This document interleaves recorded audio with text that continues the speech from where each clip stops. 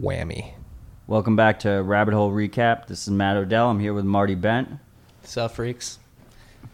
What's the Bitcoin price? Bitcoin price right now, it's a great question. Let me open up the tab. It is $6,298.54 on Coinbase Pro. Okay, so last time we recorded, you guys dumped on us while we were recording. Yeah. The price went down like it dropped $600. like $600 while we were recording. Yeah, let's not do that this time, guys. We weren't paying attention. And the date is September 11th, about 6:45 at night here on the East Coast in Brooklyn. Had a lot to talk about this week, Matt. A lot of news. A lot of shady shit going on. Today was a big day in particular.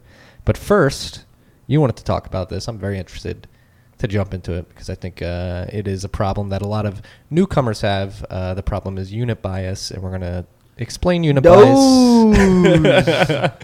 Doge to the moon. As it pertains to Dogecoin. So Dogecoin it's up like 100% the last few weeks. 185%, I think. I was off in the last month. Yeah. Fucking insane. Yeah. It's a little over a half a cent. And this is just a meme coin, right? It has. Why do you think this is happening? When was it created? What, 2015 or something like that? I think earlier than that. I think that'd be 20. Jackson Palmer. 2014. You might know him. He's on Twitter. He's a socialist, a known crypto analyst. I said with quotations. He created. You gotta speak right into the mic. I'm giving Matt instructions. He's giving me miming over there. He created Dogecoin as a joke coin to deride Bitcoiners. He thought Bitcoin was silly, and so he created Dogecoin. It was a fork of Litecoin, I believe, and he created it so that the supply would be a really high number, an insane number. I think it's like 21 billion. Exactly. So I'm not sure exactly how many there are. You wanna look it up while I continue to talk into this microphone? Yes. So basically, by having a high number supply, Bitcoin has 21 million as its base unit. By having a high number supply, it looks like each coin is really cheap. He thought that would. I don't know exactly what he thought, but most altcoin developers do it because it tricks people into thinking the coin is cheaper. He would say it's out of better intentions than that. The year 2050 supply, according to OnChain FX, is 280 million. That's a lot of commas. 53,000. Yeah. 280 million. Not even a billion. Not 100 billion. That's 280 billion. Oh, billion. I thought that last comment was a period. It's 280 billion. The current market cap is like 500 million. 730 on this. $730 million. So it's not cheap. It looks like it's half a cent, but it's not cheap. Just because you split it up into more, you split the pizza pie into more slices doesn't make the pizza any cheaper. Exactly. Right? So this is what we're getting into unit bias here. This is a problem with a lot of people in the space, and a problem with I would say the way Coinbase and other exchanges have when they roll out these coins. They don't really have any educational tools to make retail investors abreast to these type of facts. And specifically in this case, it was Robinhood, which is they have. Out of all the retail avenues, they probably have the least educated people since it's a traditional equities platform. It's a traditional stock platform. It's not for Bitcoin traders or crypto traders. On a Robinhood side note here, they actually just got called out today in a publication. I forget which one it is, by giving high-frequency traders data to trade against their users against. It's a nice monetization strategy. It really is. So basically, you have all these uneducated retail. They see the price per coin is under a cent per coin, and they think that's cheap because they don't understand that they split the pie into more pieces, and they have this awesome troll box on Robinhood. I didn't know Robinhood had a troll box where they're inciting everyone. They're like, "Oh, Doge to $5, Doge to $10. We're going to the moon," and you got all the memes and stuff. And meanwhile, you have Jackson Palmer here, who's trying to make fun of Bitcoin, doesn't own any Doge, presumably, and he can't do anything to stop it. No. He's like created this little virus that he can't do anything. And he's one of the more patronizing members of the community.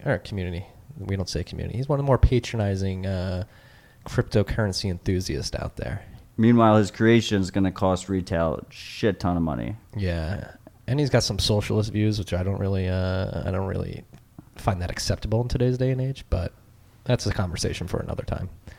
So, but anyway, these altcoins, right? You never see an altcoin. You very rarely see an altcoin with less than 21 million supply. It's a common technique. Litecoin used it. You know, a lesser so. They have like an $84 million four coin times supply. the supply, quarter of the block time. Ethereum did it. They have 101 million supply, right? So that's over 5 times Bitcoin's.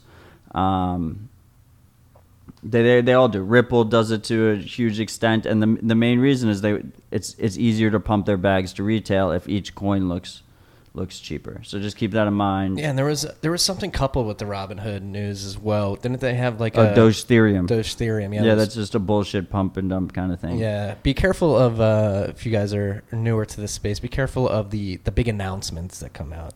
They created a token on Ethereum. Anyone can create a token on Ethereum. That's one of the main things dragging down this market right now, is that you had all these tokens with ridiculous valuations, right? That were just, anyone could create them. They have complete control of the supply. So someone created Doge Ethereum, and everyone who owns Dogecoin gets one of these worthless tokens, and they're going to create some kind of centralized bridge between them. But it's all bullshit. It's just to induce the pump. And yeah. So Doge pumped. Don't buy it. Don't short it. Just definitely don't short feel it free to either. meme it. I kind of like the memes. The Tamoon memes are fun. They have a little one with a dog. We got a nice Doge dog looking at us right now as we record. There is a Doge dog in here that's completely unrelated to us. Completely unrelated to us. Yeah. So be careful out there. Be careful of unit bias when you're dissecting this stuff, and you should really only care about Bitcoin, in my opinion. But on to the next topic, which is the SEC. Was it 10 or 20 day suspension of the ETN that the Swedish exchange offers? Exchange traded note. There's a Swedish exchange. I forget the name off the top of my head.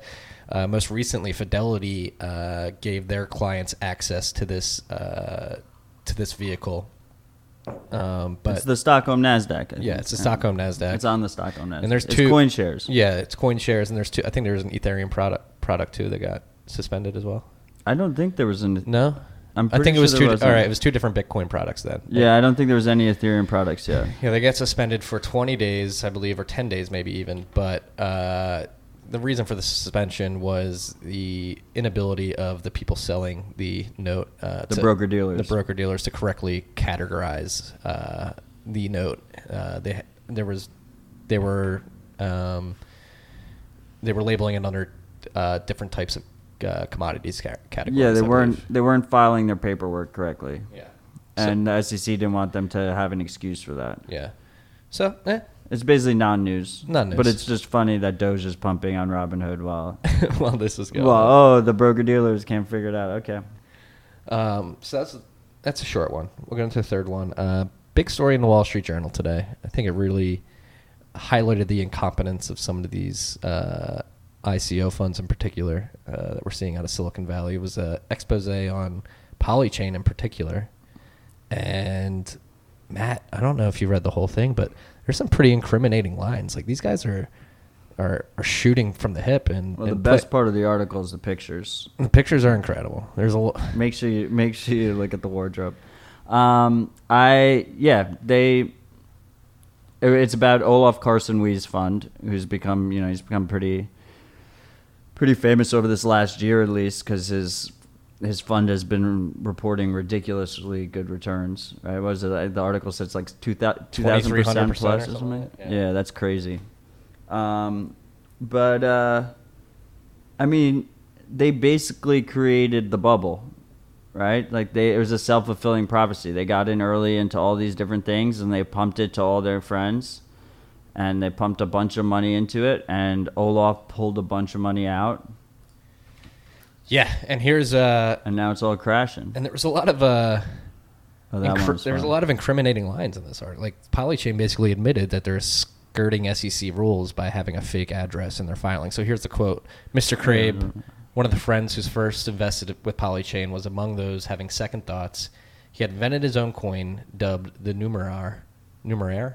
Yeah, you remember that one. Yeah. It was like the prediction betting. Yeah. The prediction stock thing. This briefly made him wealthy on paper as investors, including Polychain, bid it up. But Polychain subsequently sold some Numeraire depressing the value of Mr. Crabe's holdings. Mr. Crabe shortly after redeemed his investment in Polychain funds, what he says were unrelated reasons. Yeah, so this guy invested in the fund invested in his token, the token pumps, they sell some of the token dumps, guy gets angry, guy pulls out of the fund, right? Yeah, and it precipitates it. And the whole time, Olaf's collecting fees. Exactly. And that's and not even... Numeraire is a horrible name for anything. I couldn't even pronounce it. Yeah, I still exactly. can't pronounce it. But that's not even the quote I meant to bring up. This is the one I meant to bring up. Yeah, because that was unrelated. He moved, in reference to Olaf, he moved the firm to new offices and converted warehouses. The San Francisco address listed on Polychain's public filings is a fake designed to fool would-be hackers and kidnappers who have targeted other crypto traders. This is going to be such an epic adventure either way, Mr. Carlson Wee said, smiling. Like, if this whole thing collapsed, that would be crazy, you know? This is the man who has hundreds of millions of dollars. First employee at Coinbase. First employee at Coinbase. And he pulled out 60 mil. I think they said he pulled out 60 mil this year. I would imagine. I would hope so for his sake. But yeah, he basically just blasé talking to a Wall Street Journal journalist basically admits that. Yeah, is that not allowed? I would imagine if you're an SEC regulated out of all the things, like I'm not gonna give.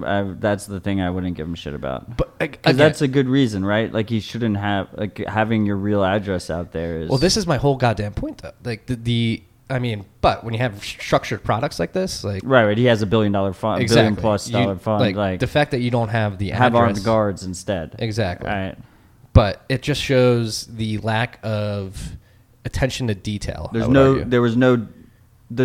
smart money doesn't exist. The smart money I would like to think is in Bitcoin, but the smart money that everyone thinks exists, the guys running the $1 billion funds are really.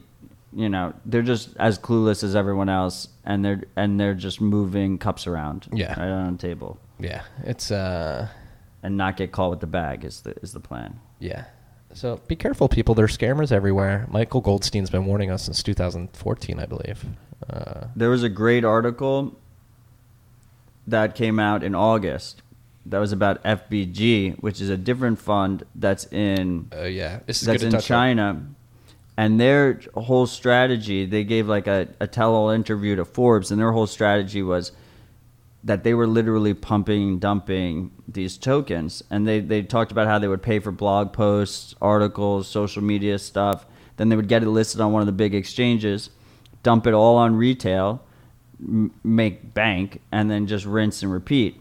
And in that article, there was a quote from Olaf where he said, I view FBG as just one of the most talented investor teams in this space. So, you know, that's the type of guy you're dealing with. And this is really analogous to like pink slips back in the day, would you say? Or maybe even worse, because they're just overtly taking advantage of what I would call loopholes in the system and the way these markets are structured, especially the ICO markets, where you get in on a pre-sale if you have enough money, and if you're in the upper echelon of the VC community or the fund community.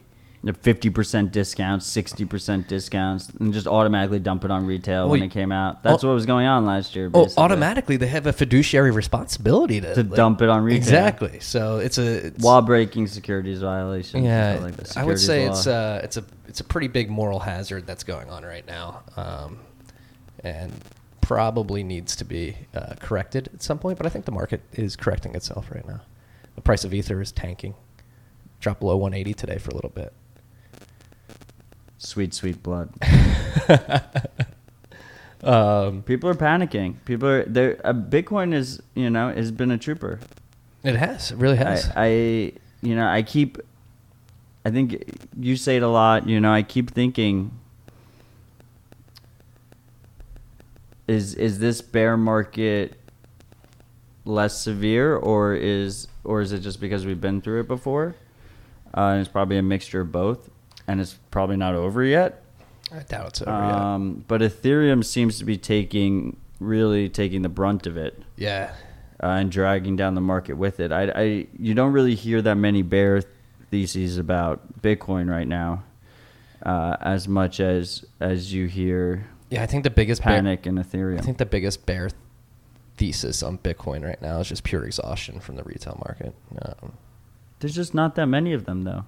You know, well, we have a couple friends that were talking about like $4,000 bottoms, stuff like that. Yeah. I think that's still possible. But you know, maybe some of this Ethereum money moves over into Bitcoin. It seems like that has been the case. Yeah, I mean, relatively speaking, again, I tweeted this the other day we talked about this last week with the volatility that's rising in the emerging markets, and then as this capitulation's happening in crypto in particular, maybe we'll see a clean decoupling in the next 12 to 18 months, maybe even sooner, as Bitcoin, that's actually fulfilling the use case it set out to fulfill to a good extent, I would argue. Like these people in the emerging markets are not going to be able to deal with these shitcoins. They're going to be like, all right, I want the thing that is dependable. I mean, the big wild card is that Ethereum, you know, Bitcoin has a small float. Ethereum has an even smaller float.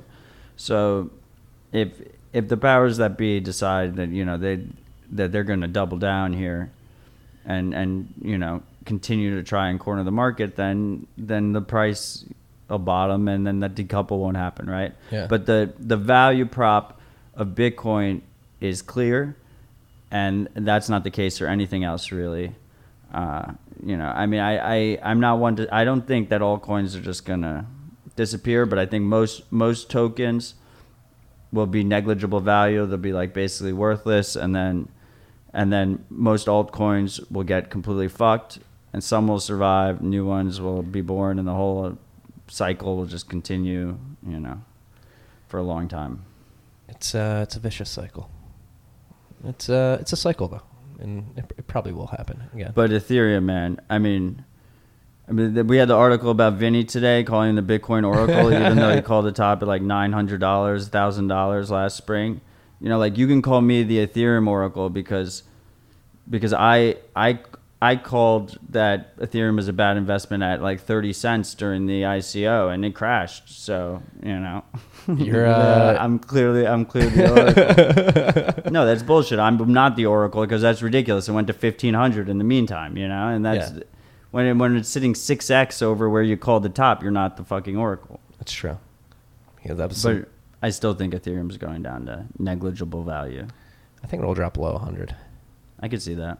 But it's not a prediction. It's just a thought. There's a lot of panic in the ICO sheets today. Yeah, I mean, well, this is another topic we can get to. There was a lot of panic in just like the ICO realm in general. I guess was it the SEC or the Department of Justice came out with a statement? Yeah, RE Coin and Diamond Coin. There was a case, right? Yeah, there was a case, but then I think there was another overarching comment, just like, hey, that securities laws apply. And I think didn't we all know that? Like, obviously. Yes, but if you look into the nitty gritty, it's not as bearish as initially thought. Like, I think the comment actually, when you read into the fine print, said we are going to let juries decide if securities law applies. What, juries? Yes. Oh, I thought you said Jerry's for a second. I was like, what's a jury? Juries, Jerry. Yeah. I got classic Philly. Yeah. We going to go get cheese. So they're gonna let it was a case by case basis. I would think so. But that's kind of what we thought. Yeah. I mean, look, all these tokens were basically security tokens, and they were afraid they were going to fall under securities rules, which obviously they would. So they pretended they were utility tokens. Like a lot of them weren't actually ever conceived as utility tokens. They were literally just a way to extract money from retail, but they pretended, you know, like something like Civic, talking about Vinny, right? Is like that was a clear case for a security token. The token is completely useless in the system. It's unnecessary. It shouldn't have any value. But he pretended it was a utility token. He gave the argument of a utility token to sanction the sale, basically, right? It was a loophole-ish way of... Yeah, and then he came out a year later. Came out a year later and said, hey, the token's worthless. I've been looking for that. Have you found that? I haven't found it. I saw it. It was on Twitter, right? Yeah. He probably took it off for good reason. Okay, if you know the point where Vinny said that Civic was unneeded, because we're pretty sure he said it somewhere, just send that in to us. You know, either DM or just blast it out there and tag us in there so we see it. That'd be great. That would be awesome. But yeah, speaking of... but there's just panic in ICOs, basically. Yeah, to sum it up. The capitulation is... And they have huge treasuries, and they want to dump them, and... Yeah. Didn't Dyer come out and say the ICO treasuries have probably 3.5% of total ETH supply? Well, the thing I would say is I think that Ethereum supply is extremely concentrated to begin with, right? Mm-hmm. So, all the arguments that Bitcoin supply is concentrated, I think Ethereum is even more. So if you do have, even if it's only 3.5%, like it's a large amount, especially if it's of the scraps that have gone. It's like a Mexican standoff kind of situation, right? Because they all see each other's balances. Yeah. So they're like, don't move. Are you going to move? And they all know each other because they all like fucking fleeced retail together. They've been all the same conferences and everything. Yeah. I don't know. I think capitulation's in the air. Could be wrong. But like you were saying, like with the workarounds that a lot of these funds and a lot of these token projects use to sort of to basically try to define their tokens as utility tokens and not securities. There's something going on in the exchanges. This is a trend you've been following where a lot more exchanges are accepting proof of stake coins to stake on behalf of their customers, and this might bleed into some gray area where this action may drive a good case that these coins are actually securities offerings. Right. So, I think a lot of us have theorized for what... we still, to this day, don't really have established proof of stake chains. It's still very much a theoretical exercise. We do have things like Tezos and Cardano that's semi... They run a decent amount of value and they're like semi case studies, but like for instance, Ethereum hasn't switched over. None of the real major chains that conduct a lot of transactions, a lot of volume, are using proof of stake yet. So a lot of the arguments for and against proof of stake have been theoretical. Mm-hmm. And one of the arguments that a lot of us have theorized is that the incentives with proof of stake will lead to more centralization in the system. And that's because you have advantages when you control a larger pool of stakeable coins, right? Mm-hmm. Like not only do you get the benefits of cornering the supply that you normally get by holding a lot of coins, you also get that benefit of being the main point of securing the network, right? Mm-hmm. It's like you're not only are you one of the major coin holders, but you're also one of the major miners, and it goes hand in hand, mm-hmm. right? And a lot of times the major coin holders are exchanges, right? Because all the users are... Most users aren't taking their coins off exchange. Right, they're keeping on exchanges. We saw that with Coinbase when they used to keep... When they were way more lax with their UTXOs, we knew how much they were holding. They were holding tons and tons of Bitcoin, tons and tons of Ethereum, and users are just very comfortable keeping them on exchanges. So the next conceivable step is that those exchanges then stake the user funds. So any funds you keep on exchange, then they go and they secure the network and get paid the reward for it.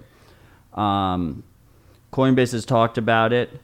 They haven't released it yet as part of their rebranding with the whole Coinbase Pro thing, was that in Coinbase Pro they want to do stakeable deposits. Binance is already doing it with Neo.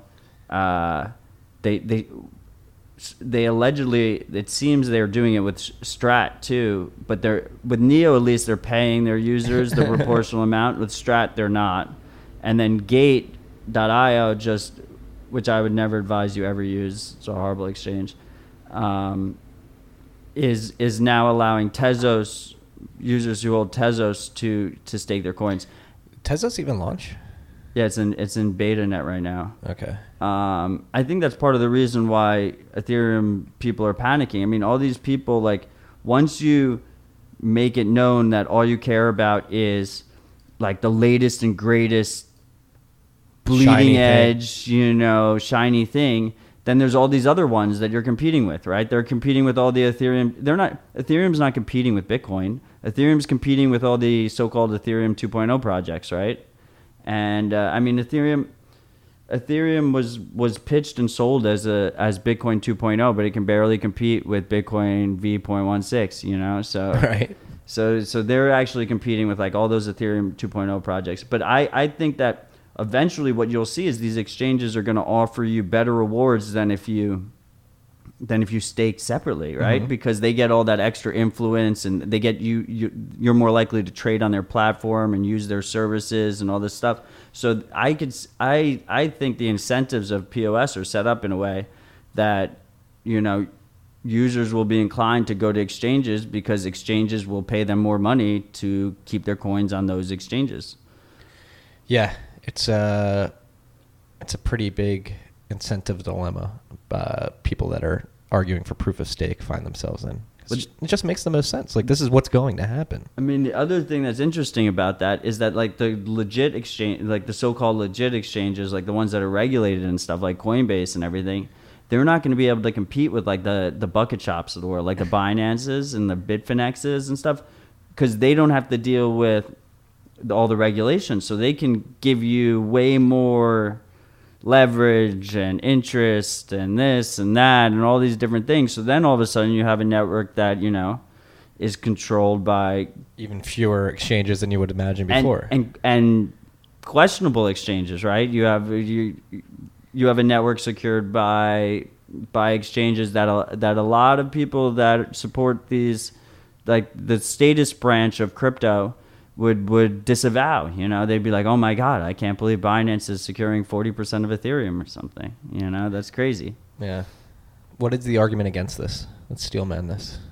But the argument against this is that there will be decentralized ways for people who have less than 1,000 ETH to pool and stake their coins, so they won't use exchanges. But I think it's easier to use an exchange and it'll make you more money. So like most people will do that. Okay. Yeah, I would agree with that.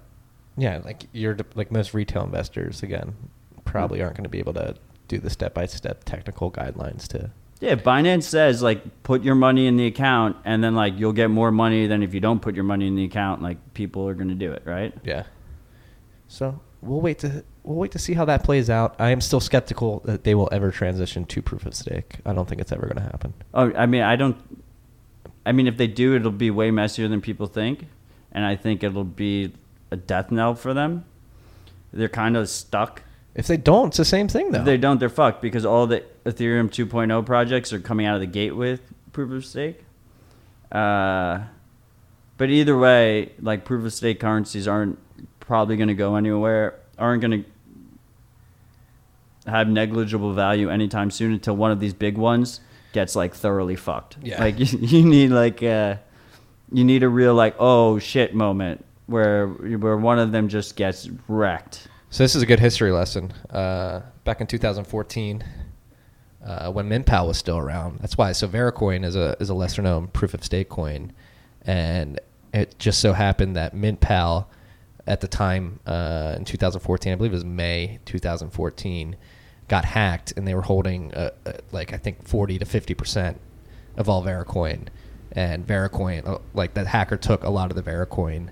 So that was an instance where an exchange was holding most of the supply of this coin, and they had a hard fork because the hacker could have destroyed the network just because one exchange got hacked. But that was like one of the main arguments for the DAO rollback was that, we're going to move to proof of stake and like, we can't have like one bad person having 15% of the coin supply. Yeah. And then like the argument against that is, are you fucking kidding me? Like, why does your security threat model like involve like a person having 15% of the currency being able to compromise the whole thing? Seems, flawed. Yeah.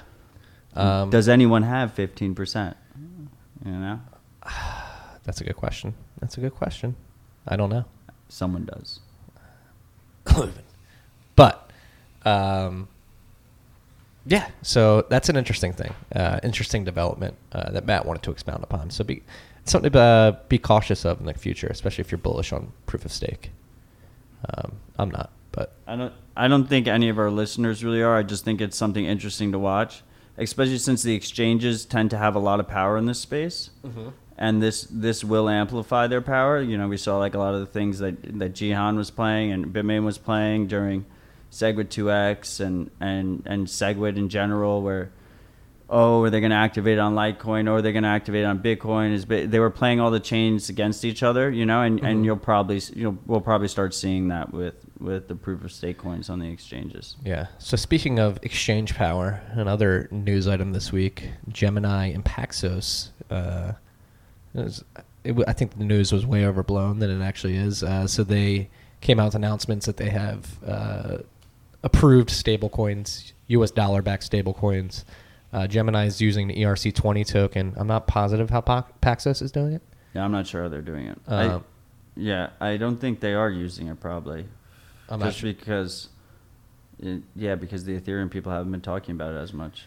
Yeah, so not sure, but anyway, just either way, they're both bullshit.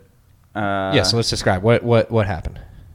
Well, so first of all, you have two different types of stable coins, right? You have the algorithmic stable coins that take a basket of goods and try to they use cryptographic goods, right? Tokens.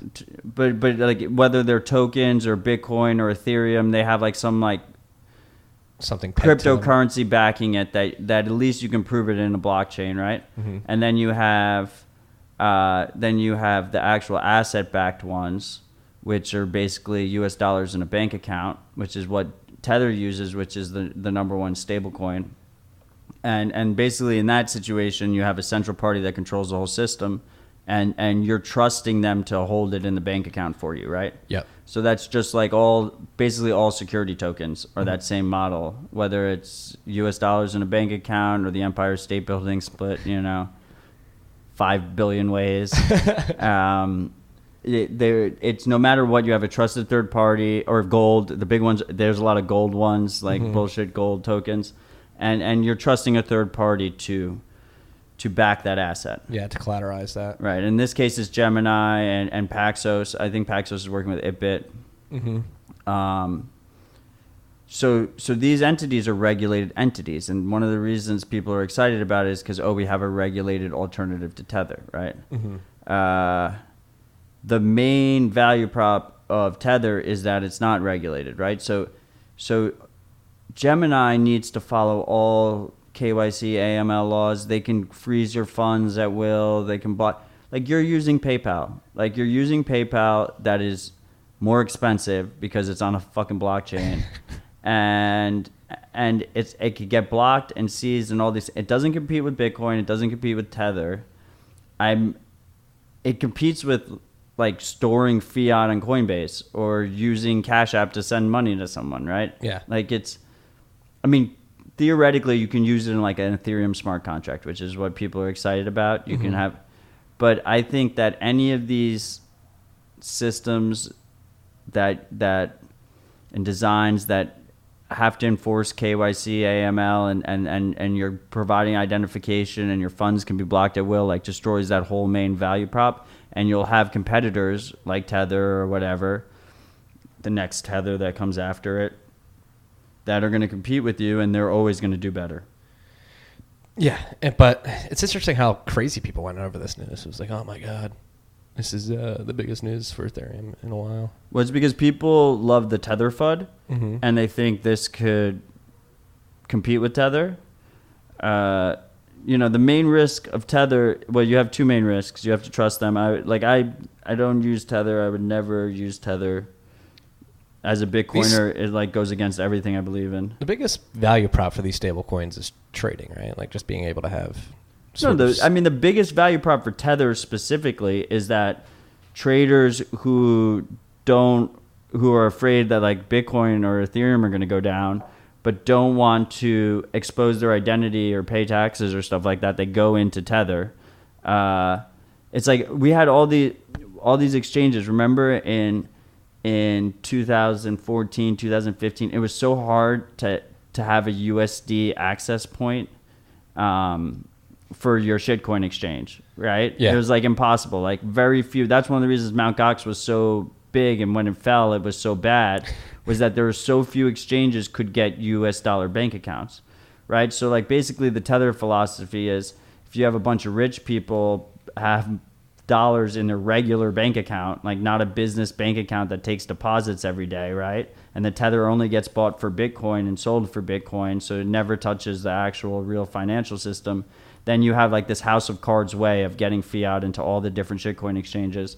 And yeah, there's a single point of failure, but like it'll last long enough or whatever, you know. And I think it got too big, and eventually they're going to get fucked. But and the biggest risk is the government coming down. But that's the value prop, right? Yeah. Is to end around basically worldwide financial regulation. So 2 neutered tethers got yeah. So how does that compete? How do you have something that's regulated ever compete with something that literally is only thriving because it's a unregulated fiat gateway exit both? Maybe it'll be used by like institutional investors, like trading desk. But then why not just like keep US dollars on Gemini, right? Like if you want to sell Bitcoin for US dollars and you want to trust Gemini, then you send Bitcoin to their exchange and you transfer, you just sell it for dollars. Yeah. Just then you're trusting them anyway, right? Why add another layer of trust? Well, the main thing is coin? what they're saying is for smart contracts, right? So like if you had like Augur, you could make a bet and you could Lock denominate it in US dollars through the Gemini USD. But like that's bullshit, right? Because the government's not going to let you bet on things that are illegal through Augur using this regulated product. Like they might in the beginning. And then everyone gets fucked. I don't know. Like they might, but that's the same theory. It's like the same Ethereum project theory, which is break all the laws now, take no precautions, and then just beg the regulators, please fucking spare me. Don't, It's worked up to this point. I don't know. It's worked up to this point. I mean, today, that's what we're talking about, right? Like it's the house of cards that is built without any real protections, and this is what happens. It's like the U.S.'s big dick just comes down hard. Yeah, U.S. filled with big dicks. But no, it'll be interesting to see how it plays out. When does it launch? Do we know? I don't fucking know. I don't know either. Soon. 2 weeks. 2 weeks. You heard it here first. The long-time Bitcoiners will know we're still waiting. Litecoin's supposed to get added to Mt. Gox in 2 weeks. that was the big one. That was another thing. Like Stellar's been big in the news this week too. A lot of partnerships. Why doesn't Jed McCaleb get more shit? So Jeb was he was the original owner of Mt. Gox and one of the Ripple co-founders. Oh yes, right? Yeah. Original co-founder of Mt. Gox. He sold it to Karpolis. Yeah, so we'll get back to that. Original owner of Mt. Gox, founder of Ripple, moved from Ripple to Stellar, founder of Stellar. Dude's made a ton of money off this space. Back to Mt. Gox. Like, I think people should be shitting on Jeb more because he handed Mark Capellis a pretty shitty product. It was already broken, right? And I'm pretty sure he knew it was doomed to fail. And then he kept a percentage, I'm pretty sure, of the company too. So he owned some of Gox when it went down. Yeah. And he was like on the inside, he knew about it. Like when those documents leaked, whether they were showing the crisis reports and stuff, like you're telling me he didn't know. Yeah. And Ripple's just like a designed scam. So, but he's one of those scammers that's flown under the radar, has been pretty unscathed, I would argue. Stellar is, if you're not aware, is the coin of the absolute statists. If you're the, Ethereum's in the middle, maybe a little bit more statist, and then you have Stellar, which is just straight up, we're gonna ID you. It's gonna basically be like PayPal 2.0, maybe slightly better. Yeah. Right, and we're gonna control the whole supply, and Stripe's gonna have like 15%. Yeah, doesn't Stripe have like $3 billion or something? Yeah, they invested in the seed round, and Stellar is the same bullshit as Doge, where they just you make your base unit a ridiculously large supply number. And like we could split Bitcoin up into 200 billion pieces, that it's the same amount of Bitcoin, it's the same ledger, and you would think it was cheaper, but there's no reason to do that. That's just dishonest. That's just bullshit. Yeah. Unit doesn't make anything cheaper, doesn't change anything. You can buy a fraction of a Bitcoin, FYI. Yes. I'm sure you've heard that. Yeah. Be careful of the unit bias out there. It's everywhere. But yeah, Jeb McCaleb, I'm going to give you a little shit. He wasn't in the topic. Yeah, fuck you, Jeb. I think you've been a little unscathed throughout the years. You've been part of some shitty things in this industry. Quotes industry. I think people gave him a lot more shit, and then when he like fucked over the Ripple guys and was like, "I'm gonna dump all my funds on you," we all, All right, Jeb. He kind of was like, there's like a lot of worse people. That's funny. That's true. Yeah. Like he tried to dump all of his Ripple because they have a huge pre-mine and he got a huge element of the pre-mine. And so when he wanted to quit Ripple and create Stellar, which was a direct copy, by the way, of Ripple, he was like, the ethical thing to do is I'm going to announce to everyone that holds Ripple that I'm going to dump all of my Ripple, and the price just fucking crashed. And then they locked him up. They locked up his funds. That's when everyone really, I mean, we knew, but that's when a lot of people realized for the first time, they're like, oh shit, Ripple can just block your funds because they froze them. They were like Bitstamp, you can't sell them or whatever it was. Yeah. Completely centralized. All right, next topic. He deserves more shit, you're right. Yeah, he does. Back to Bitcoin. Again, a light reminder that Bitcoin Core version 0.17 is getting the beta release. No, Release Candidate 3 just came out. Release Candidate 3 just came out. So you can download that, test that out. Test it out. If you're a developer, help with the testing. If you're looking to get in and sort of you've been looking to contribute, you don't know how. Maybe testing can be your jump into the shallow end. There's literally nothing. If you have no Bitcoin on it, you just run the software. Yeah. Fuck around with it. Yeah. And then, is this the last topic already? No, I think you skipped a couple of things. What do you think is the last topic? I was gonna say, I was gonna talk about what Eric Meltzer brought up today. Spoke to someone tonight working on something that has a very good chance of reducing the amount of storage a Bitcoin full node needs from over 100 gigabytes to a few kilobytes without a hard fork. Anyone who thinks Bitcoin development is stagnant isn't paying attention. I mean, this is all hearsay at this point, but this would be a ridiculous improvement if that's possible. Yeah, it sounds like bullshit to me. Okay. Matt thinks it's bullshit.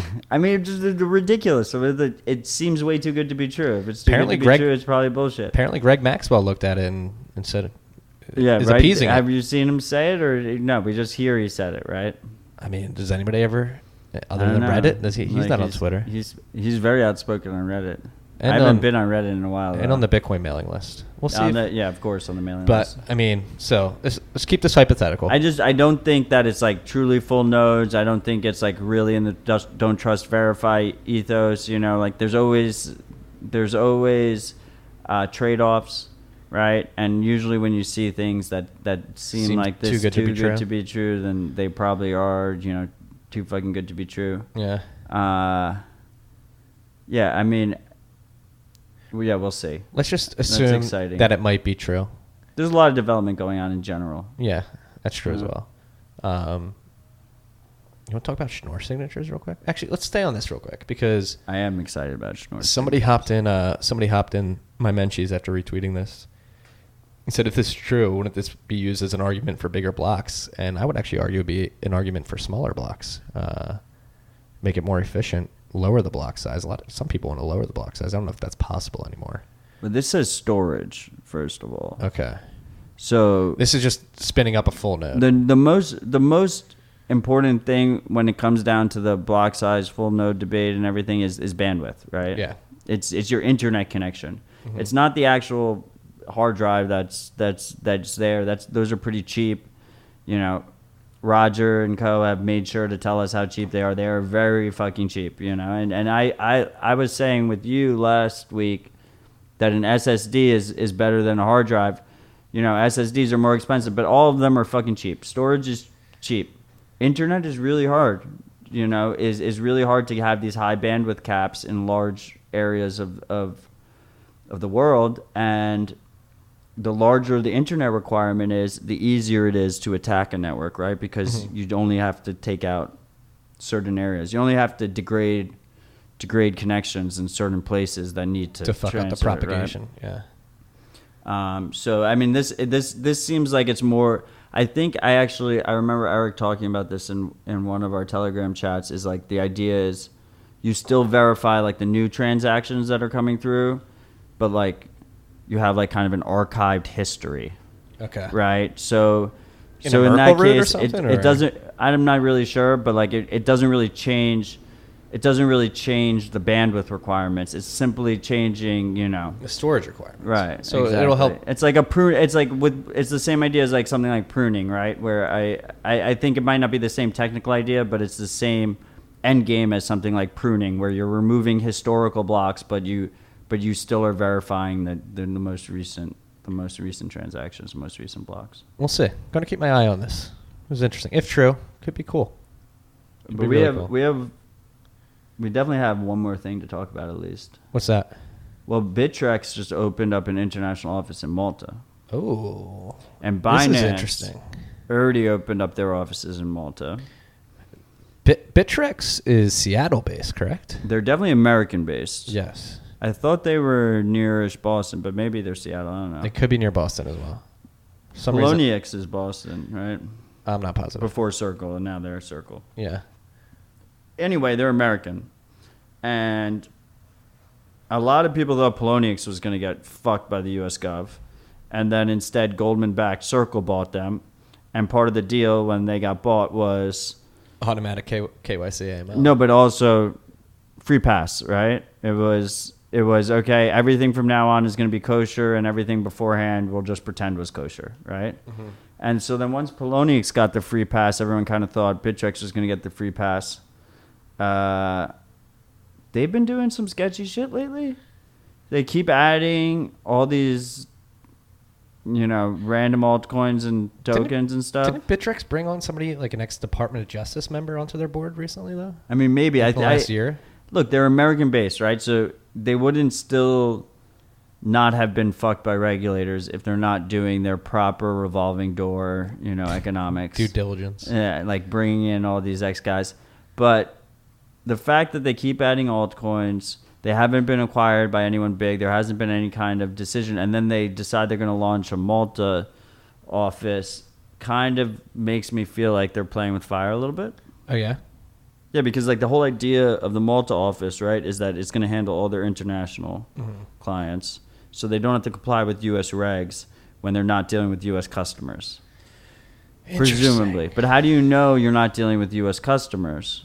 It's impossible to really tell. Yeah, it's the slippery slope. It's like BitMEX, right? On. Yeah. Like BitMEX is like we just block U.S. IP addresses, right? Like your internet address, we just block U.S. addresses, so there's no way that U.S. customers use us. But U.S. customers can just use a VPN and access it, right? Yeah. And BitMEX knows that, but they're like kind of playing with Stupid. fire a little bit. Yeah. And that's what Bittrex seems to be doing. It's regulatory arbitrage. They want to get away from the American regulations and move into Malta, which is known for they have gambling regulations. They passed their own cryptocurrency regulations to attract cryptocurrency businesses there. Very laissez-faire in Malta. Yeah. So keep an eye on Bittrex. That's interesting. Bittrex sort of like died in the last couple of years, but has been making a little bit of a resurgence. It's all these shitcoin bucket shops. They thrive, and then they get like so much they get so much volume and so much business that they become a target, and then they get fucked, or they don't necessarily get fucked. They have to buckle down. They try and clamp everything in and not lose like everyone's money. And then like the next one comes up, right? So like Bittrex blew up, and then right after Bittrex, like Poloniex blew up, and then Binance went up, right? And like before them we had the Crypsies and the Mint Pals and like all of them, right? And like they don't last that long. Poloniex is probably going to be one of the exceptions just because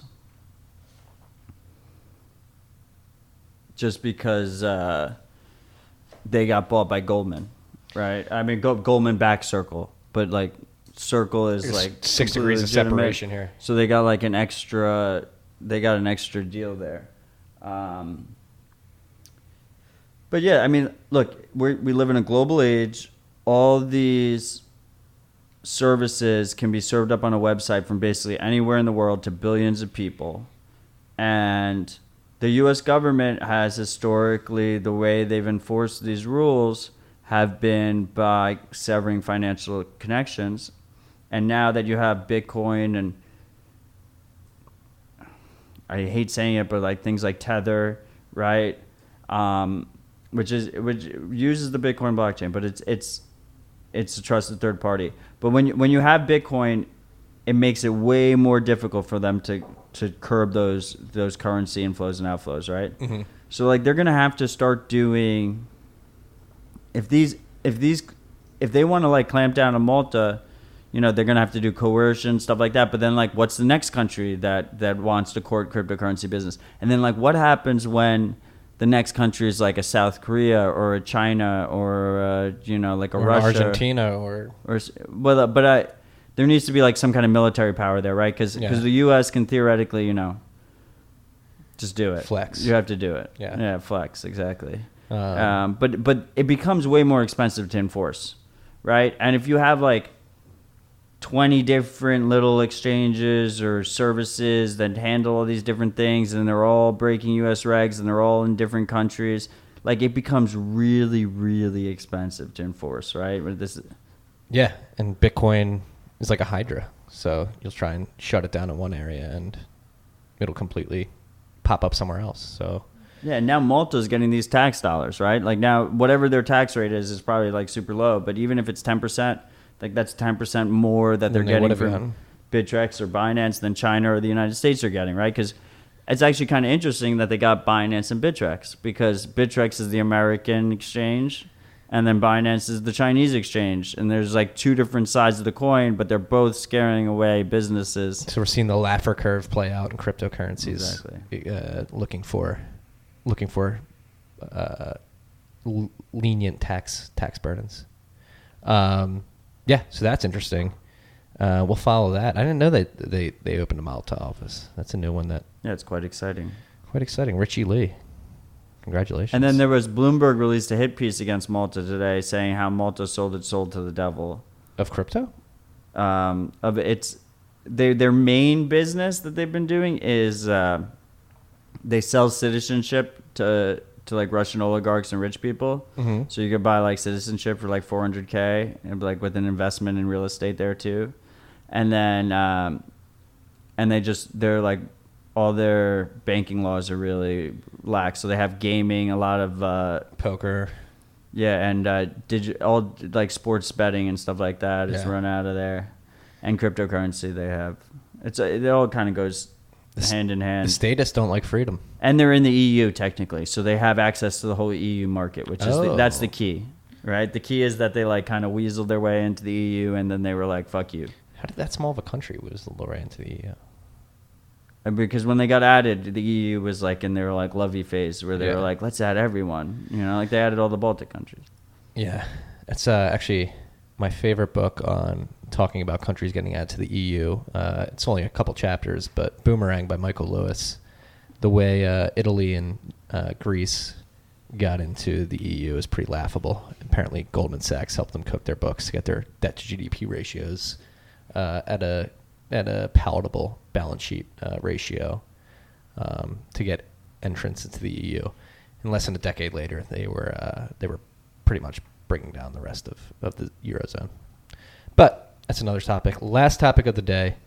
We didn't write this down, but we should talk about it. We talked about it, I believe, 2 or 3 episodes ago.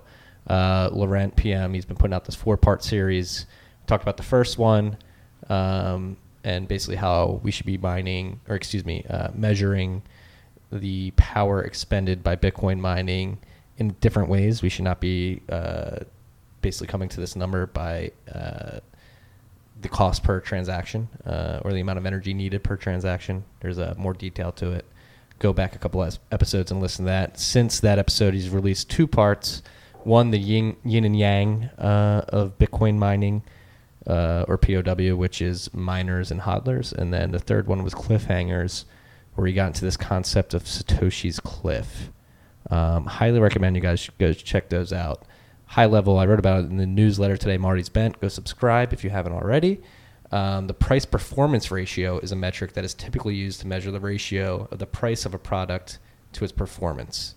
And performance metrics differ depending on what product you're talking about, but we can apply this concept to Bitcoin and mining in particular. And it really tries to illustrate the difference between old and new products. And the way Laurent broke this down is that every new block is essentially a new product. And basically what you do is you track the UTXO set after each block that's mined.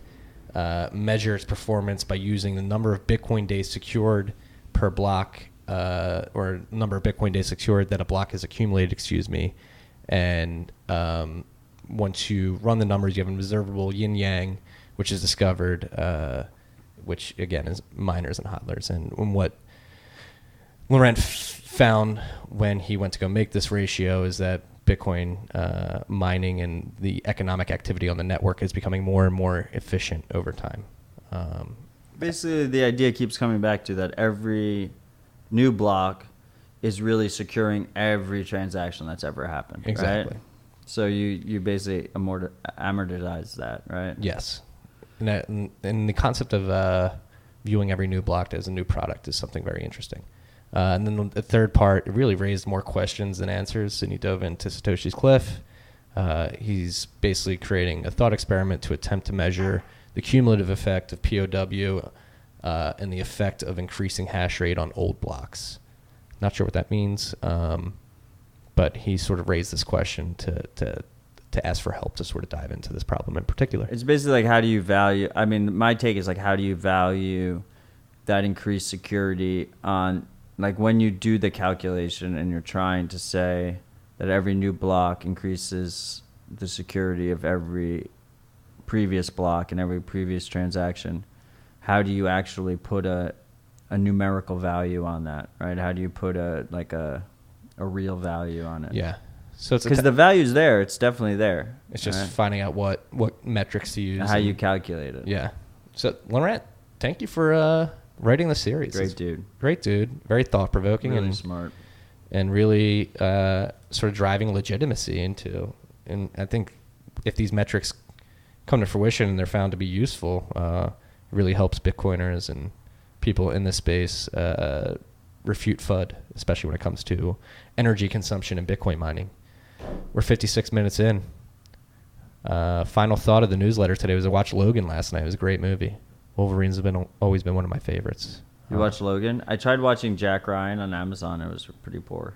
I've heard mixed reviews about Jack Ryan. I like John Krasinski. That's who's in it, right? Yeah. He was in that Quiet movie where they were really quiet. More famously known for with The his Office. Wife. And he was in it with his wife. What's her name? I don't know. I'm going to say Pam. I only know Pam as his wife. No, it's not Pam. No, it's not Pam. She's famous too. It was a pretty good movie. It was very quiet. It was Quiet Place, it's called. Interesting. But Jack Ryan, don't watch. I don't like it. Logan? Or watch it. Don't trust verify. Let me know how much you liked it. Logan was pretty good. Long movie. You didn't dump on us. I appreciate that. Where are we at now? We're basically even. What did we say we were at in the beginning? We're in the 6.3 almost. 6.298. I have $6,328. Yeah, we went up a little bit. So thanks for not dumping on us. Ethereum hasn't completely capitulated while we were recording. Nice. In due time. And anything we need to end on here? Do you have any closing thoughts? Vinny's not the Bitcoin oracle. Definitely not. Yeah, I think that's. I would say it's getting hard to write every day. That's what I'll say. I mean, you're almost at a year, right? Oh, I'm way over a year. If you don't subscribe to Marty's Marty's newsletter, like make sure you subscribe to it. It's the best newsletter there is. It's fantastic for me because like I have a newsletter within the product suite of this podcast where I don't do any work. I just read it every day. It's fantastic. Thank you. Marty's looking for a new logo for, we both kind of are for Tales from the Crypt. So that would be, if any of you guys are designers, like you want to earn some extra Bitcoin, like reach out to us. I got to sidebar that with you. I think I found somebody. No, he thinks he found someone. So, if you want to get us a nice like rabbit hole recap, you can get us a nice one that looks like that. Maybe we'll pay you some McAllen or some Bitcoin. Yeah. And just know that the Bitcoin thesis like holds true. Like Bitcoin is always going to have peaks and valleys, and there's always going to be a bubble and a bust. Mm-hmm. And not always, but I think there will always for the first few to probably maybe half a dozen decades. They'll just lessen, right? But like, how can you ever like Bitcoin will be more stable, right? But will it ever be Yeah, probably. I guess like when you hit full saturation, but we're like We're a long time. way off. Yeah, long way. So off. you'll always have these boom bust cycles, you know, and you have to think long term. And I think we've both been very consistent in that. Is that you know, just it's a long term play, and we remain ever so bullish. Remain steadfast. No, just saying. Yeah. Writing. I'm trying not to be repetitive, so it's. Thank you, Laurent, for putting out your POW pieces because it's giving me a lot of fodder to write about. Oh, yeah, no one was accusing you of being bear weary. I just don't like to turn down an opportunity to tell the bears to go fuck themselves and that they can't have my Bitcoin. Opportunity taken, and that was this week in the Rabbit Hole Recap. Cheers, guys. Thank you, freaks, for joining us. Peace and love. Oh, before peace and love. Oh, shit. Make sure you We're never rate, gonna let them subscribe. leave. Make sure you rate, subscribe, and share. It really helps. Any platform that you use, hit that like button. Hit subscribe. Subscribe, unsubscribe, whatever you need to do. Yeah, the subscribe's a big deal. Yeah. Peace and love. We appreciate it, guys. Thanks. Deuces.